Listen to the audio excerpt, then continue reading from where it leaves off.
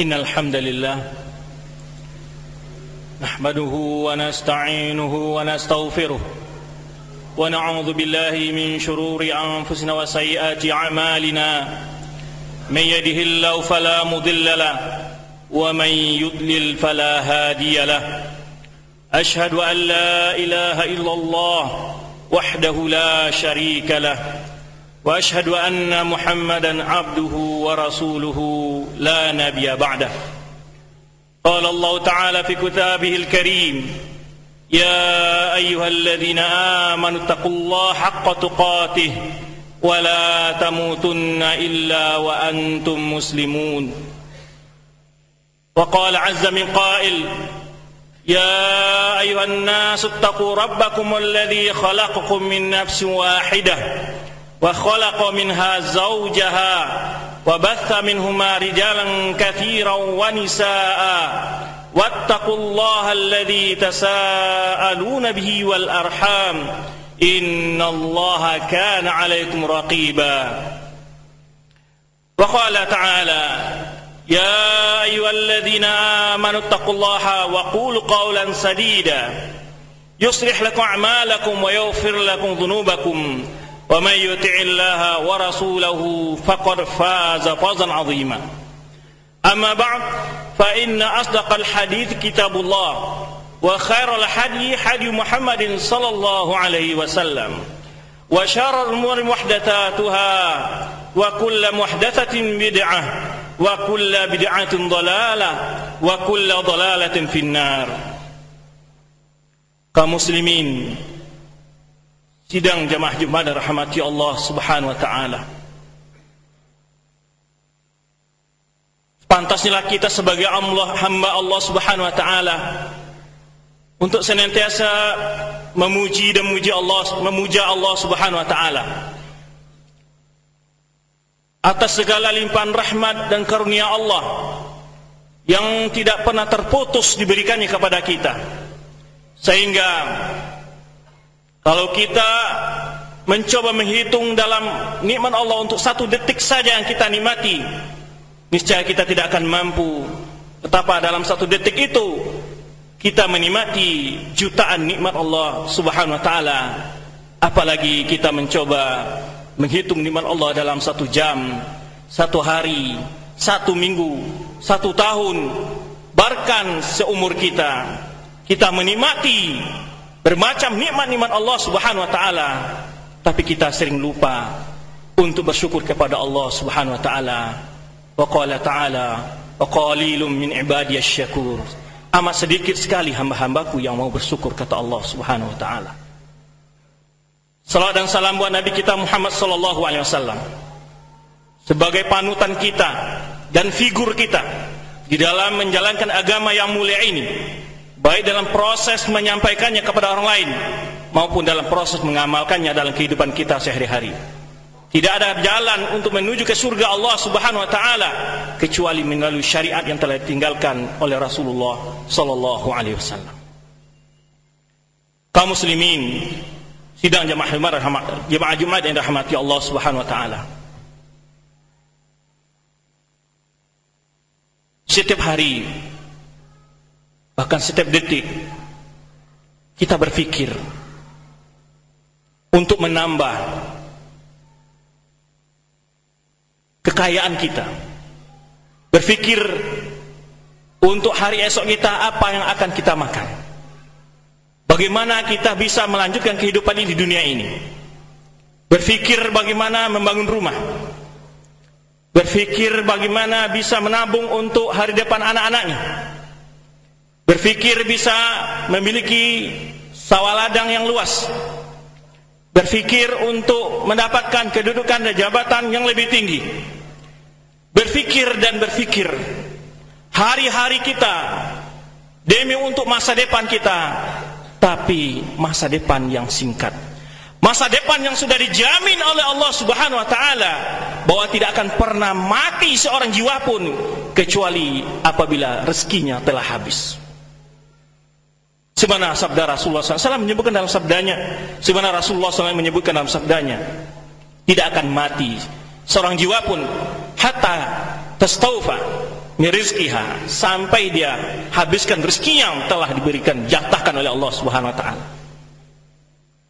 Tetapi kita lalai, dan sering kita lalai memikirkan hari yang lebih jauh, hari yang tidak ada lagi hari sesudahnya, kehidupan yang kekal, kehidupan yang selamanya.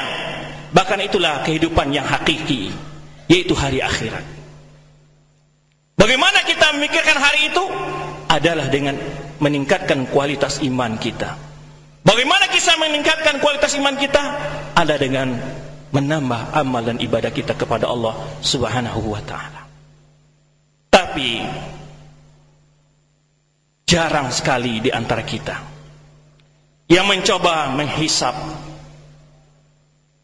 yang mencoba menghitung, yang mencoba memprediksi bagaimana kondisi imannya hari ini, bagaimana kondisi imannya saat dia akan meninggalkan dunia ini, bagaimana kondisi imannya ketika amalnya diperhitungkan di akhirat kelak. Oleh sebab itu, sebagai orang mukmin yang ingin mendapatkan kebahagiaan ukhrawi, dia akan berusaha mendeteksi derajat keimanannya, sebagaimana dia selalu menghitung-hitung berapa uang yang tersimpan, berapa keuntungan yang sudah didapatkan waktu dia hidup di dunia ini. Salah satu hal yang sangat membahayakan iman seseorang, penyakit yang sangat menimbulkan kekhawatiran terhadap iman kita, banyak sekali ayat-ayat maupun hadis-hadis Rasulullah SAW menerangkan hal itu, yaitu adalah hubbud dunya, cinta dunia.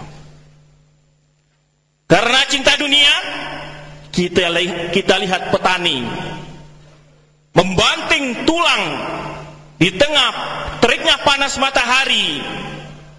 Kita lihat pedagang membeli dan berhutang di bank demi untuk melancarkan usahanya. Kita membanting dan memikirkan segala upaya untuk kehidupan itu. Apakah sebanding hal yang sama untuk kehidupan akhirat kita? Apabila tidak, berarti kita sudah terindikasi punya orientasi hidup hanya di dunia semata. Oleh sebab itu, dalam khutbah yang singkat ini, kita mencoba melihat, mendeteksi diri kita masing-masing. Apakah kita terjangkit penyakit al-wahan, hubbud dunya wa karihatil maut, sebagaimana yang disebutkan oleh Rasulullah SAW dalam sabdanya. Banyak sekali ayat Al-Quran yang telah menegaskan betapa hina dan dinanya dunia ini, dan betapa bahayanya dunia ini apabila menjadi tujuan hidup seseorang, di mana Allah Subhanahu wa taala berfirman dalam ayat yang begitu banyak sekali. Sebagaimana firman Allah Subhanahu wa taala, "Wa mal hayatud dunya illa mata'ul ghurur." Tiadalah kehidupan dunia ini kecuali hanyalah kesenangan yang menipu. Bagaikan pertambangan yang dilihat oleh seseorang ketika dia berjalan di tengah padang pasir yang luas, atau di jalan lintas yang begitu panjang, terlihat oleh dia di depan sana bagaikan air, yang dia dalam keadaan dahaga, dia berpacu dan mengejar selalu, namun tak pernah mendapatkan air itu. Badannya tambah letih, bayang-bayang fata morgana selalu di hadapannya. Dia kejar dan dia kejar, tanpa dia sadari ajal telah datang menjemputnya. Dalam perumpamaan lain, umpamakan ulama kita, orang yang telah meminum dunia ke dalam hatinya, bagaikan orang meminum air laut. Semakin diminum, semakin haus, semakin ditambah, semakin haus, dan seterusnya, bukan malah semakin menghilangkan dahaganya. Oleh sebab itu, janganlah kita sebagai orang yang beriman kepada Allah, beriman kepada kehidupan hari akhirat, tertipu dengan permainan dan senda gurau yang hiruk pikuk di dunia ini. Allah juga berfirman dalam ayat yang lain, Wa mal hayatud dunya fil akhirati illa qalil. Tiadalah perumpamaan kehidupan dunia itu dibandingkan dengan kehidupan akhirat, itu sangat sedikit, tidak ada bandingnya. Allah katakan lagi, wal akhiratu khairu wa abqa. Akhirat itu lebih baik dan lebih kekal. Bal tu'thiruna al-hayatad dunya wal akhiratu khairu wa abqa. Kalian telah mengutamakan, mencintai kehidupan dunia, padahal akhirat jauh lebih baik dan lebih kekal. Dan banyak sekali ayat Al-Quran yang memperingatkan kita terhadap menjadikan dunia sebagai harapan hidup, tujuan hidup. Tapi bukan berarti kita tidak boleh mencicipi kenikmatan dunia. Yang dilarang adalah menjadikan hati kita terfokus kepada dunia. Tapi kita boleh memanfaatkan dunia untuk mendapatkan kebahagiaan ukhrawi kita. Dunia sebagai jalan menuju akhirat. Dunia sebagai darul mamar, la darul qarar. Dunia sebagai tempat lewat, bukan sebagai tempat untuk menetap. Dalam banyak ayat Allah Subhanahu wa taala menyebutkan dalam firman-Nya, ulaika alladzina ishtarawul hayata dunya bil akhirah. Mereka orang-orang yang telah membeli kehidupan dunia dengan akhirat. Fala yukhaffu anhumul adzab wa lahum adzabun adzim. Tidak akan pernah diringankan dari mereka azab sedikit pun. Kemudian ayat yang lain, wa minan nasi may yu'jibuka qawlu fil hayati dunya. Di antara manusia itu ada orang yang membuatmu tergiur tentang penjelasannya tentang kehidupan dunia ini, bagaimana berbisnis yang sukses, bagaimana berdagang sukses, dan seterusnya, yang membuat kita tergiur selalu dan meninggalkan kita dari hal yang jauh lebih bermanfaat dari kehidupan kita, yaitu kehidupan akhrawi.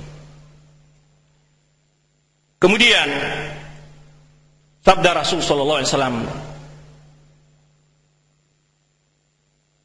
bagaimana bahaya cinta dunia bisa menyebabkan seseorang menjual agamanya, menjual akidahnya. Rasul kita dalam hadis yang Abu Hurairah, Sahih Muslim meriwayatkan, dalam Sahih Muslim Rasul kita sallallahu alaihi wasallam bersabda, badiru bil amali fitnah. Bersegeralah beramal soleh sebelum datang fitnah yang banyak. Bagaimana fitnah itu? Yumsi rajulu mu'minan wa yusbihu kafiran. Di mana fitnah itu menggoncangkan iman seseorang di waktu sore masih beriman, namun di pagi hari dia telah menjadi kafir. Wa yusbihu mu'minan wa yumsi kafiran. Atau di pagi hari dia beriman, di sore hari dia telah menjadi kafir. Apa penyebabnya? Akhir hadis menyebutkan, yabi'u dinahu bi'aradin minad dunya. Dia menjual agamanya dengan secuil kesenangan duniawi. Inilah kondisi kebanyakan orang sekarang. Kita lihat, ya, tidak mengapa ya melanggar akidah, tidak mengapa mencela agama demi mendapatkan kesenangan duniawi. Bisa berbentuk popularitas, bisa berbentuk kedudukan, jabatan, dan seterusnya. Hadis lain Rasulullah SAW menyebutkan cinta dunia sangat berbahaya sekali, yang menyebabkan umat ini terhina dari umat yang lain. Yushiku an tada'alaikumul umam. Boleh jadi kalian akan menjadi umat yang dipermainkan, kalian akan menjadi dipermainkan oleh umat-umat lain. Kama tada'aqlatu ala qas'atiha. Sebagaimana berebutnya orang yang menikmati hidangan di atas napan. Gambarkan mereka orang-orang kafir mempermainkan dan menghina, melecehkan orang-orang Islam. Lalu sahabat bertanya, "Aw min qillatin nahnu yawma idzin ya Rasulullah?" Apakah karena kita waktu sangat sedikit ya Rasulullah? La, tidak, kata Rasulullah SAW. Antum katsir, kalian itu jumlahnya besar. Walakinnakum gutsaun ka gutsa'is sail. Tapi kalian itu bagaikan buih yang dibawa oleh air bah. Kita lihat, itu hari hujan, ada gelembung-gelembung, ya, itulah yang buih. Yang mana tidak berkualitas, tidak bermutu, tidak bisa berbuat apa-apa. Ya, kita lihat ketika dibawa oleh air bah itu, gelembung-gelembung buih itu, ketika terkumpul di empangan, tidak akan bisa membentuk sebesar rumah. Walaupun berapapun yang berkumpul di sini, tidak ada mutunya. Pemulung pun tidak ada yang ngambil. Tidak bisa menentukan metode hidupnya. Ya, dibawa kemana saja oleh arus. Tidak bisa menentukan arus alur hidupnya. Jadi pengekor, bukan jadi pelopor. Maka ini yang dikatakan Rasulullah SAW, latattaba'anna sanana man qablakum hazwatil qudza bi qudza. Kalian akan mengikuti kebiasaan-kebiasaan umat yang berlalu. Karena inilah yang menyebabkan kita.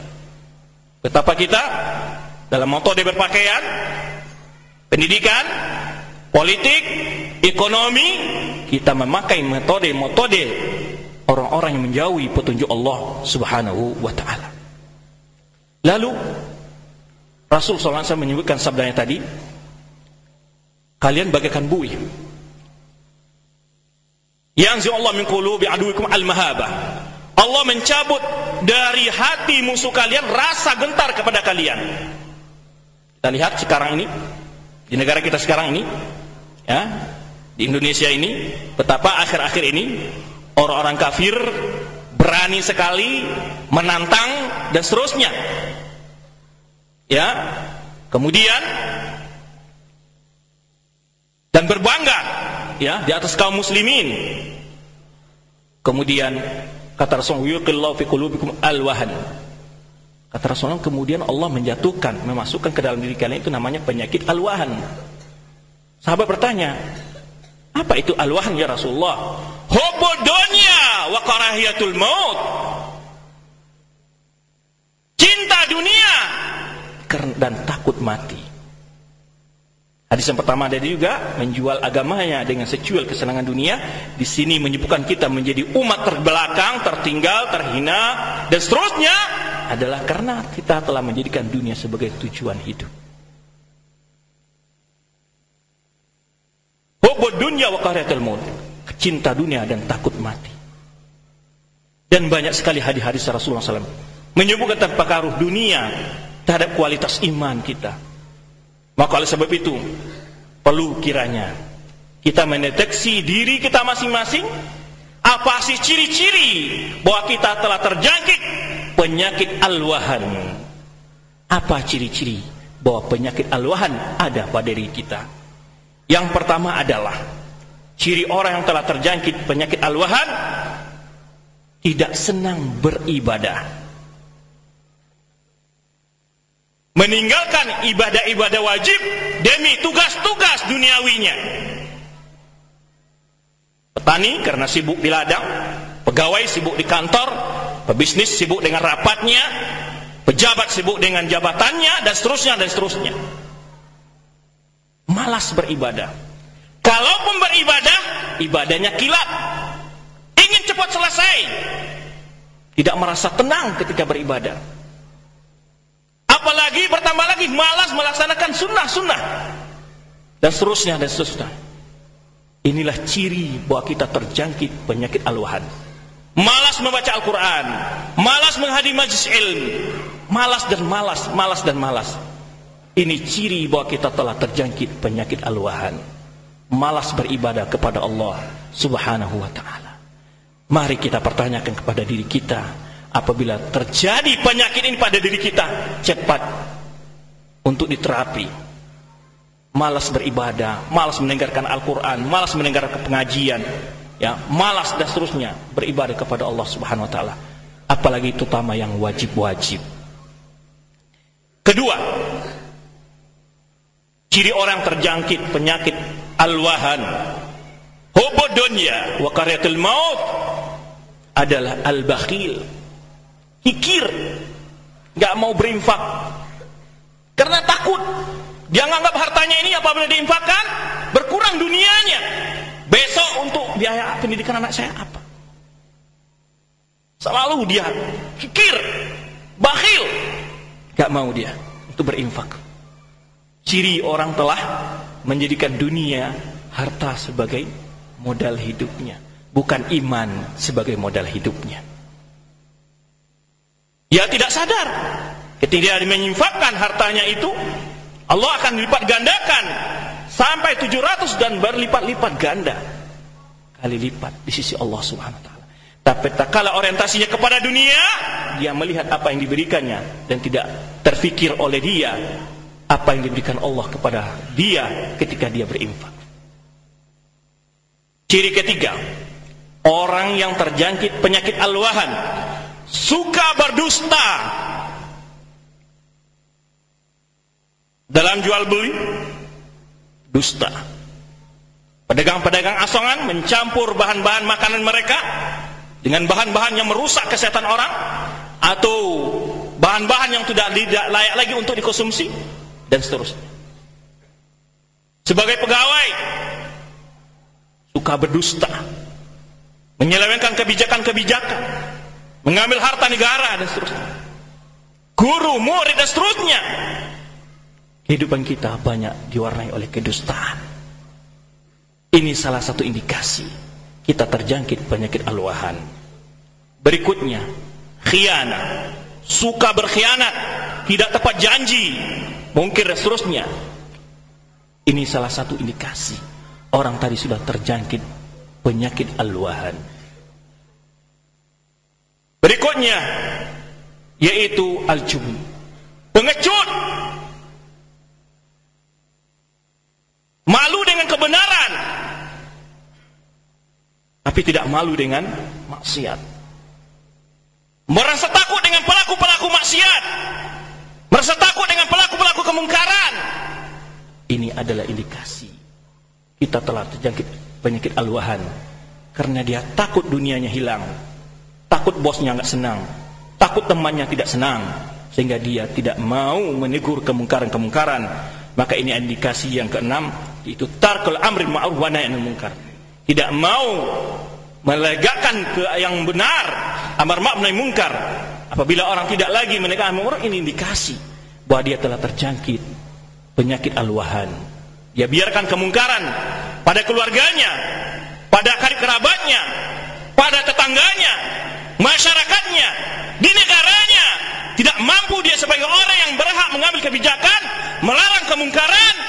Ini dia sudah terindikasi penyakit al-wahan, karena takut dia untuk dilenserkan, untuk didemo, untuk segala macamnya. Takut dia, dikatakan tidak bertoleransi, dikatakan tidak menjaga hak asasi, dan seterusnya. Kemudian indikasi berikutnya ada al-hasad, rasa dengki, tidak senang melihat orang mendapat nikmat, menginginkan nikmat para orang lain itu adalah lari darinya dan binasa. Inilah penyakit-penyakit yang ada dalam diri kita. Bila terindikasi terdapat dalam diri kita, arti kita terjangkit al-wahan. Berikutnya adalah al-intiqam, suka balas dendam. Ini luar biasa dalam kehidupan kita. Tidak mau memberi maaf, suka membalas dendam. Betapa dalam kehidupan masyarakat kita sering kita lihat, bahkan balas dendam itu bukan main-main, perbuatannya lebih keji dari apa yang dilakukan oleh binatang. Inilah ciri-ciri bahwa manusia ini adalah terjangkit penyakit al-wahan. Kemudian adalah hubbus syahwat, suka kepada syahwat, makanan yang berlebihan, ya, pakaian yang bermewah-mewahan. Ini indikasi orang tadi penyakit al-wahan. Yang terakhir adalah ar-riya, suka pamer dalam beribadah, suka pamer dalam berinfak, suka pamer di dalam berbuat kebaikan. Demi apa? Agar terkenal, agar dihargai, agar nantinya mendapat posisi dalam kedudukan baik lembaga-lembaga sosial, lembaga pemerintah, atau di organisasi-organisasi, terlebih lagi di partai-partai politik. Zahir dalam kehidupan kita, muncul dalam kehidupan kita hal-hal seperti ini. adalah semuanya sebagai indikasi bahwa kita telah menjadikan dunia sebagai tujuan hidup kita. Ayat-ayat yang kita bacakan tadi ya telah menjelaskan kepada kita betapa dunia ini sangat hina, betapa dunia ini membahayakan kehidupan kita. Tetapi bukan berarti kita lari dari dunia, tapi mengkondisikan dunia itu tunduk kepada akhirat kita.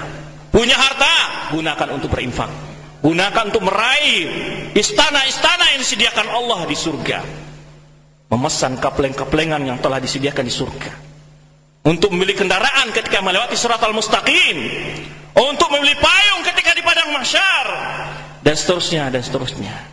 Barakallahu lakum fil Qur'anil azim wa nafa'ani wa iyyakum bima fihi minal ayati wa dzikril hakim.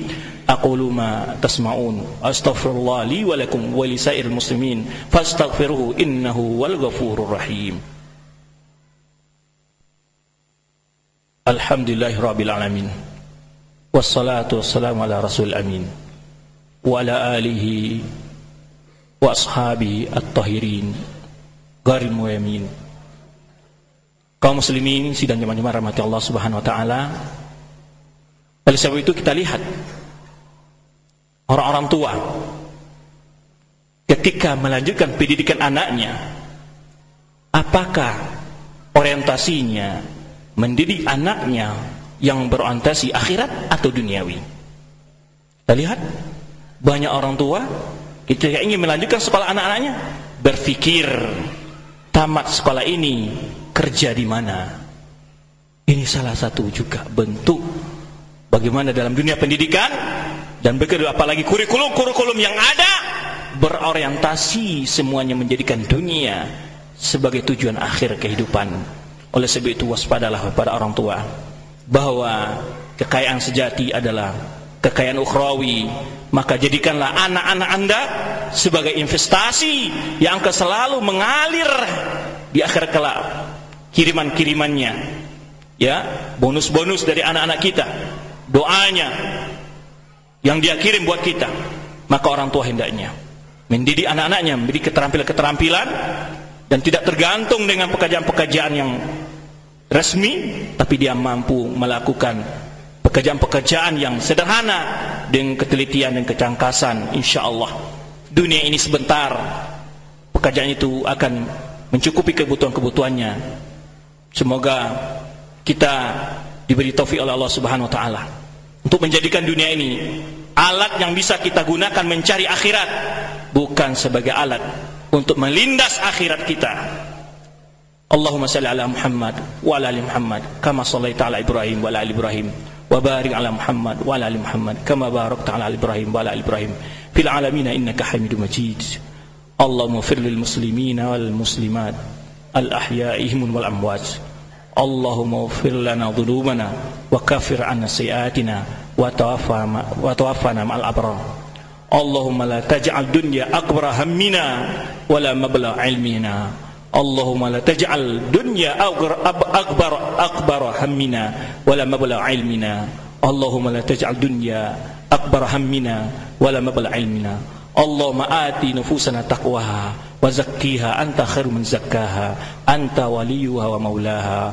Rabbana atina fid dunya hasanah wa fil akhirati hasanah wa qina adzabannar. Ibadallah, innallaha ya'muru bil 'adli wal ihsan wa ita'i dzil qurba wa yanha 'anil fahsya'i wal munkar wa barik ya'idukum la'allakum tadhakkarun. Fadhkurullaha jalil yadhkurkum washkuruhu 'ala ni'amihi yazidkum wa la dzikrullahi akbar. Wallahu ya'lamu ma tasna'un.